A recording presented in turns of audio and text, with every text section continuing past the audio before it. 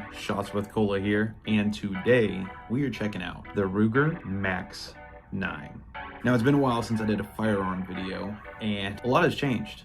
The quality of the gear that I film with has increased dramatically because we got into motorcycle content. We started doing moto vlogs and just like random reviews and stuff, but I decided it was time, now that I've separated those channels and we are Shots with Colas going back to being like firearm related vlogs, things like that. I am trying to dabble a little bit in the vlogs. We're gonna see how it does. If y'all don't like them, y'all don't like them. We won't do those kind of videos anymore, but we're gonna see how they do. Today is a video on the new firearm that I got. It's kind of to go along with, you know, I had the Glock 43X, we had the SIG P365, we had the Taurus GX4, and I could have swore we had a fourth one that was similar. I mean, I know that I had the Beretta APX carry. I don't know if the APX carry really falls in the same category because it wasn't a double stack, it was single stack. So the capacity was much shorter, so I don't really know if I would consider it really the same category of firearm, but definitely falls in the line of the SIG P365, the Glock 43X, and the Taurus GX4. And visually, I would say it looks very similar to the Taurus GX4. How does it stack up against the rest? We're gonna do another video on that part later, but right now we're gonna see how is the Ruger Max 9 and what all do you get when you buy this. They have two versions of it. They have a first gen and a second gen from what I gathered. I don't know the differences in the two, and I think when I bought this from Palmetto State Armory, they were saying that they believe this one is the second generation. And what you get here is you're getting a sub compact. I think it's a sub compact, and it is optic ready. So they come with a little optic plate. It is RMSC footprint, so all your little smaller I think the 407 and 507Cs and stuff like that are RMSC. Your SIG Romeo Zero, in this case the Osight SE, things like that. So it's going to take your more compact red dots on this particular one. And I didn't see options, but supposedly some of the models you can get a safety on here. Mine does not have that little additional side safety. So this is very much so your safeties are built into it. You've got your trigger safety to where it's got to be pulled a certain way, and then it's, you know, drop safe and everything like that.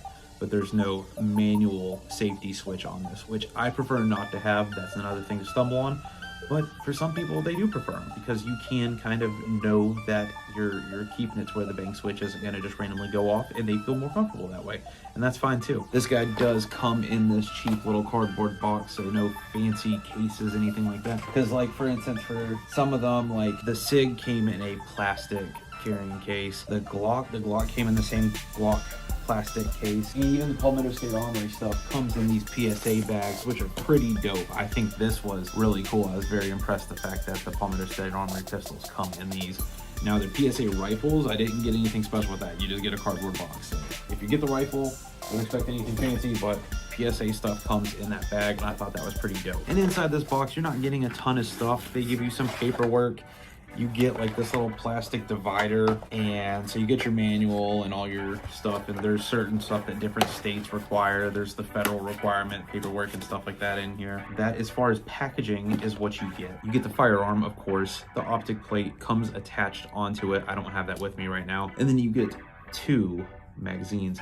Now, this one is a 12 round and it's got a little bit of extension, and then you get this 10 rounder that is a flush, but it also comes with a base plate, and I've got to find mine because you'll see when we go to the range footage, but it comes with a little like, pinky extension, which I really want to find that because I really want to put the pinky extension on here for personal preference. But if you're looking for the, just to make it as compact as you possibly can for concealed purposes, it does come with this 10 rounder that is flush to the bottom. Now let's dive into the pistol itself. So you do get a little fiber front sight, which looks very nice. It's got a white ring around it as well. It's kind of hard to see on camera. And then you get this blank dovetail in the back. It's got like a little bit of a groove in there. Very nice looking sights. I actually really like the factory sights on this firearm. And I've always thought Ruger does really good on their slides. Their Security 9 compact and everything. I really like the finish. This looks a little bit less finished, I guess, of a slide than the Security 9 Compact. Security 9 Compact almost seemed like it had some form of like Cerakoting or something on the black. It's not as bare metal. This very much so seems like it's kind of like bare metal, but I'm okay with it. It looks good. Kind of light on the stippling. I would say it's not too aggressive. It's not as aggressive as some of your pistols that you get a little bit of slipping, but it's not bad. Like, it's acceptable, but it could be a little bit more aggressive. So if you are somebody that really cares about how grabby the grip is, you might either want to get one of those like stick-on grips and or stipple it yourself. The mag release is one side. It's not an ambidextrous mag release, but it looks like you might be able to flip it. Yeah, you probably can flip it. The slide, so how do I show this? It locks up, so there's your little lock point. Your breakdown is this thing. I haven't fiddled with the breakdown, but you got to pop that down. I think you got to knock a pin out and then it comes apart to lock your slide back. So you pull it back and it's got this little internal one that locks up here. I can say when I was using it, that drop, it took quite a bit of force to get that to come down. So it takes a lot. It ate up my thumb. It is a lot faster because it does lock back every time. We'll get to the range footage in a second and you'll see that, but it does. It's just easier for me to just do like that and get it to go forward. It just, to me personally, that is easier than trying to manipulate this little slide release. I do not know the specs off the top of my head, but I'll go ahead and put them right over here. So those are the specs. That's the width. I think it's like 0.98 of an inch. So just slightly under an inch. So I think it puts the slide slightly narrower than the SIG P365, but I don't feel it. I feel like it's pretty close to the same, if not a little bit bigger. I feel like I remember the P365 feeling a little bit smaller than this. Now I know length and height, this does beat the P365, so it is a little bit bigger than the P365 is. It is still very, very close. I mean, we are talking minuscule differences. And you're not going to be getting any threading on these barrels. You get a straight barrel, so you're not going to be putting your compensators, your suppressors, anything like that on it. You're just going to be rocking it exactly as it is. This is 100% meant to be as small of a carry as it can be, and that is how it is. It's going to be. You do not get a rail system on the front, so you're not going to be attaching any lights. There may be, which I haven't looked into it yet, there might be some specific ones that lock to your trigger guard for this. So if you really want a flashlight, there might be some options. I know, I think it's Veridian or something. There was a lighting company that for some guns that do not have the rail up front, they did have some like trigger guard locking style mechanism things. There might be a Recover Tactical for the 43X before they came out with the MOS edition and they started giving you the rail up front and everything. There was a trigger guard version of that, so there might be something similar in the market. I haven't went that far into looking into that. I got this because on motorcycles, the full-size pistol that I was carrying just started to get to be too much. It was just not very convenient to carry, and I started catching myself not carrying every time I went on a ride. And I feel like if I'm gonna get stuck in a situation, more than anything, a lot of people like to give bikes a hard time. They like to run them off the road. And so I really want to make sure that I'm comfortable carrying on my motorcycle. And also I've got like a little thigh bag because on my motorcycle suit, there's no pockets or anything like that. It's really hard to carry and I don't want to have to like fully undress to get my firearm. And I don't like carrying a book bag because it pushes on my helmet in that suit. So I needed something very small to go in there. And this kind of fit that picture. So I figured, why not test it out? I needed to get something, another very small, like micro compact style pistol. This fit the picture and it was something different that I've never had before. We've talked enough sitting here. Let's go ahead and go to the range and see how it does. All right, I don't know how loud this is gonna be. I've never used this equipment in the range before, but we've got upgraded equipment. I got a 360 cam here, and yeah, we're shooting the Ruger Max 9. Got a box of Monarch, and decided to test out this range and see how things go. So I'm gonna go with my other mag that it came with. I got a 10 rounder loaded up. I got a few rounds. I think it's SIG V Crown that I think I need to pull out of here. I don't think I'm allowed to shoot those here because they're aluminum case. Let's test it out. I'm probably about 7 yards at this current moment with the this is the flush round mag.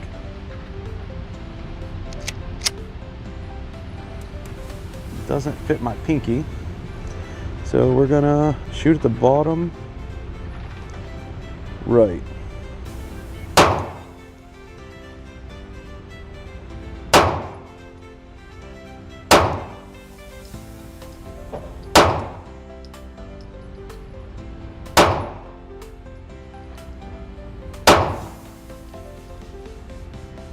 The grouping's kind of all over the place.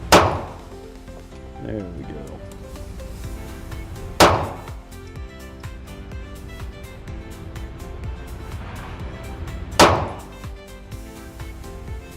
Slide lock back. Not really feeling the flush mag. I got another base plate it came with. I will swap over that pinky extension on there because I definitely want that. I'm not a fan of using it without it. It's definitely got some kick to it. It's been a while since I shot something this compact before. That release is hard to hit. Took a lot of force to hit that. So we're gonna go for the bottom left now.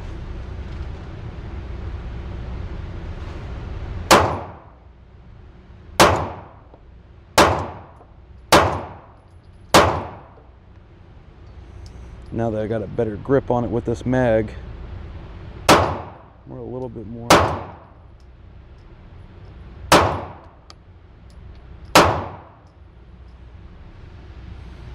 grouped up.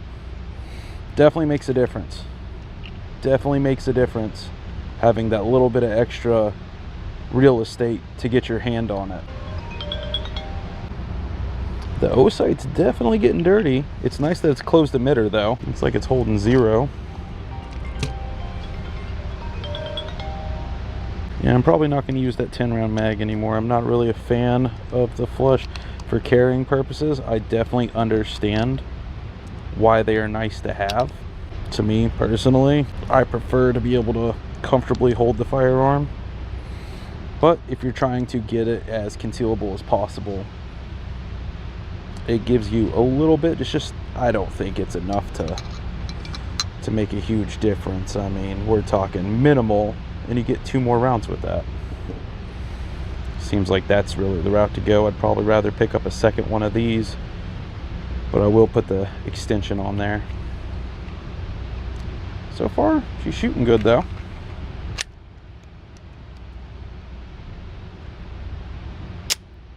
Still took a lot of force to get that, but it seems like it's kind of breaking it. Again, this gun is brand new. This is the first time I'm firing it. I just bought it yesterday, so.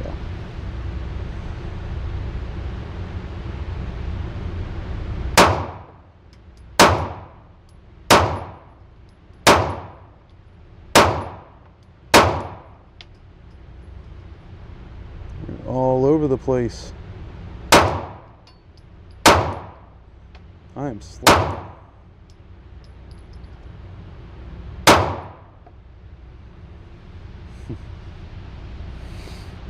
I am sloppy today. I am not shooting nearly as precise as I was, but that's why training is so important. As soon as you slack off on your training, your grip's gonna be weaker. That was something I noticed if I was training, like back when I was doing heavy amounts of firing, some, 2 different reviews a week. I was spending 3 to 4 days a week at the range, and I was way more consistent. My shots reflected that. As soon as I started kind of getting a little lazy and spending less time at the range, it affected how I was performing at the range. So the more you train, the better you're going to be with your firearm. And that's just a crucial thing. Let's try. That's how I rack it. All right. Let's shoot back at the bottom right again.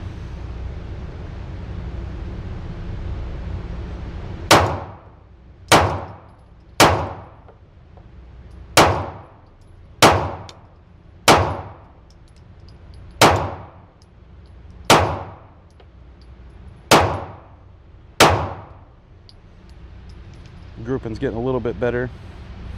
I am overlapping my hand a lot to get this. It is very small, but that's the point of it. You want a small firearm. People wanting to get a hold of me today. We need to talk to you about your car's extended warranty. I like this range. It's actually right beside my office. I'm here on my lunch break. I'm supposed to get an hour lunch, and I figured let's go next door and spend an hour familiarizing myself with my new carry. I went this route because, did I go 10 or did I go 5? I had to have gone 10, right? So I actually got this because I've had the P365. I had the Glock 43X. I had the Taurus GX4. I feel like I had another. I had the Beretta APX, but that's a single stack. So I don't think it really qualifies for the same thing, but I guess it sort of does. But out of all the double stack subcompacts, or I guess it's subcompact, maybe micro, the only one I haven't tried that I think is a double stack that holds a 12, a 10 and a 12 would be the Palmetto State Armory micro dagger, which I want to try that out. But Ruger, I haven't given Ruger enough love on the channel, so I figured this would be a good opportunity to do that. So, because I really only did the Security 9. So we got 3 more mags worth of shooting. So let's go back to the bottom left, see how we do. Trying to figure out exactly how I want to grip this.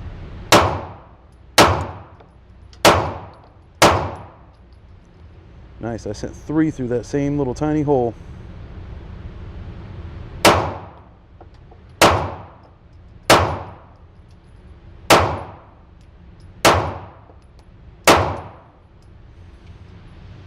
So far, it's locked the slide back.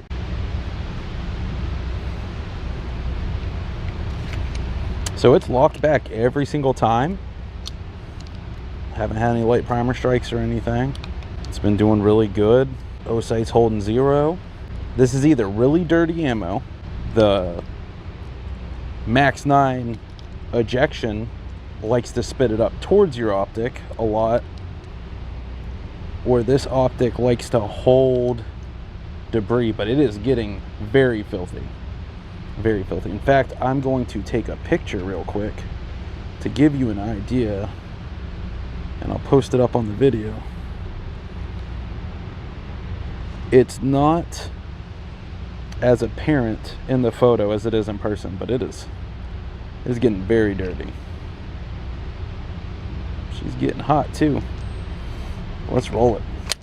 Let's keep going. So we're going to go to the top right, and then the last mag will sink in the center, and I'll try to be as accurate as possible on that last mag, and we'll see how we do.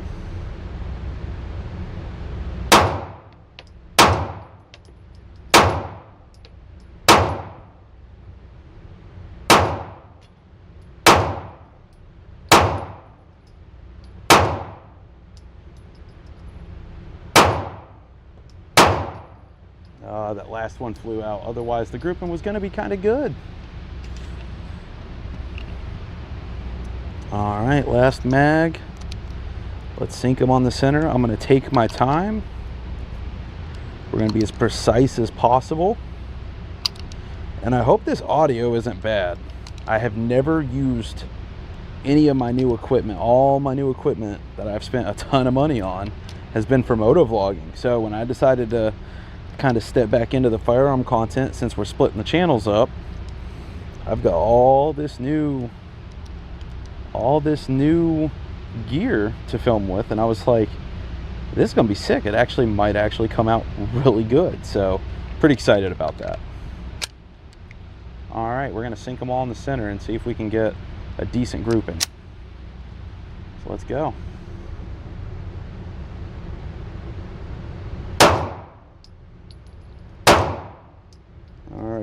Already messing up. There we go. 1 in the center. 2 in the center.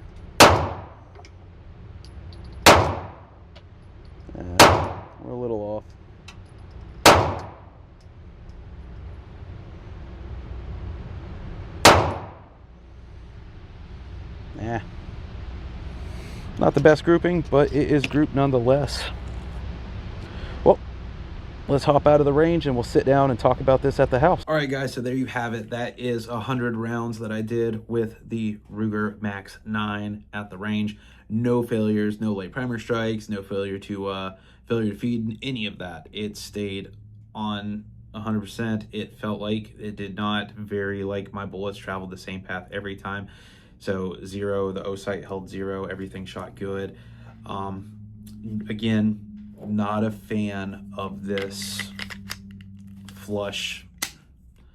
If you look, I don't have enough to grab onto, and that does affect my shot. As you could tell on the target part of it, when I was shooting this first magazine, was very spread out compared to once I had this extension. Once you got this extension and I got the full real estate, now I've got small hands, so that gives me the full real estate and I'm able to get all my fingers on there. I'm able to really hold it on, and it works really well. So I will be putting that pinky extension on there. That's definitely the way that I'm going to use that second magazine. I just can't do that. And it doesn't save enough space for me to think that it's really worth it, because if you really look at the differences, and I know I try to show this in that range footage, and I don't know if I put it in there or not, but if you look into this back to back here, and you line them up, there's not that much. You're not saving that much, and you're gaining 2 rounds with this style. So I might be picking up another one of these magazines, but definitely going to be putting the pinky extension on here, and then it just brings up the front. It doesn't really affect the back. So, but altogether, I mean, we're going to have to really come back to it and test it out much further. We're going to have to do a lot more range time with it to really see how this does at the range. Like, we want to see longevity. We want to see if we get any failures. I know that I saw in some videos that people are saying they were breaking their firing pin. Now, we'll find out if we break a firing pin or anything over time, but altogether, yeah, it felt really good. I'm pretty impressed with it. I will make a video comparing it, in my opinion. Again, this is my opinion, so, of how it is to me compared to the 43X, the P365, and the Taurus GX4. We're gonna throw that one in the mix. That's the same size. In fact, I find this to be most similar to the Taurus GX4, and they're very close to the same price point too.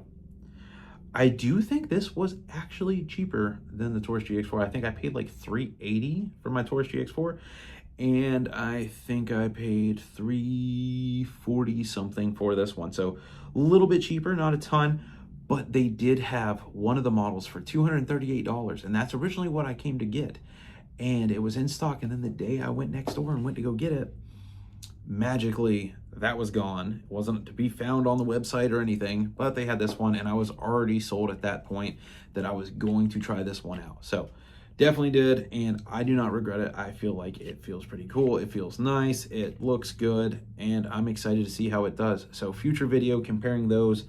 Subscribe to the channel if you're not subscribed. I hope you guys did enjoy this video. I have done a lot to try to improve the quality of my content. So throughout the motorcycle content and stuff, I've definitely done a lot to step it up, and I'm going to try to bring better videos to you guys, but I'm also going to try to get back into the firearm videos again. I know I veered away a little bit. I'm not going to be spending as much money. I was spending a lot of money on firearm content before. I was buying like a new handgun every single week, and that got very expensive. Now, of course, you know, I was selling, buying, you know, doing a lot of things to get all this firearms. That was just straight buying and building this massive armory. As much as I wish I could, that's not the case. But yeah, that's what I got. If you would, please hit this video with a like. That will let me know that I did good on this video and you guys like this style of content. And if you don't mind sharing it, help my channel grow. I've spent a lot of time and energy in firearms. Spent a lot of time practicing, got my knowledge up, and have learned so much over the years. We've been doing firearm content for about 6 years now. But yeah, let me know what you think. We're going to be doing a video on this Osight SE. So if you guys want to see about this closed emitter red dot, let me, well, this one's a green dot, let me know. And that video will be coming up soon. And then, yeah, we'll be doing a comparison between the P365 43X GX4 and this. And then also we are going to be doing a you know, come back after the fact if we do like 1,000 round review or something like that. Because I tend to shoot firearms a lot when I get them. I really run them through their paces. Almost all my guns go through their first 1,000 rounds within a month.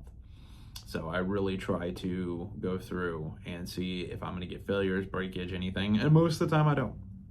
Most of the time firearms end up being very reliable and is few and far off. Like the Crisp Vector 22 was super unreliable, and I got rid of that pretty quickly. And that sucked because I was really excited about that gun. The Vector visually was one of my favorite guns because it was a Call of Duty thing, and you know, I loved it, but you know, it wasn't reliable, so we let it go. And same thing, if this thing ends up being unreliable in the future, I will also swap it out.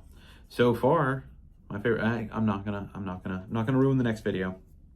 If you want to see the comparison between those guns, stay tuned, subscribe to the channel, hit that bell notification, and you'll know when I upload. Other than that, I appreciate you guys watching. I will see you guys on the next one.